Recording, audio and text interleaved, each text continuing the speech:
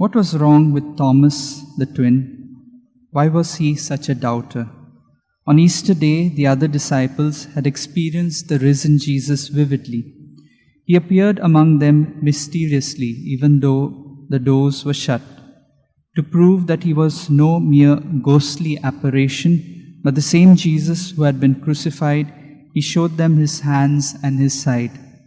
They all recognized him as the very one they knew and loved, for he spoke with the same kindness and with the same authority as before. There was recognizable continuity, as well as something mysterious and new. He wished them peace, breathed new heart into them, gave them their mission, and shared his spirit with them. But Thomas was not there to share their experience, so his first instinct was to dismiss it as an illusion. Thomas was a born skeptic, unwilling or unable to believe in good news. We must be grateful to Thomas for arguing as he did. His being slow to believe shows he was a doubter by temperament, like so many of us.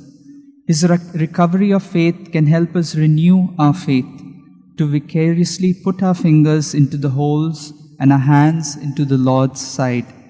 He needed the visual and the tactile. He wanted solid proof. Ultimately, he needed a personal encounter with the risen Christ, that the prayer of Thomas, namely, "My Lord and my God," which is the loveliest prayer of all, more than an act of faith, is an act of commitment and surrender, may become our prayer. Let's pray for this grace for one another.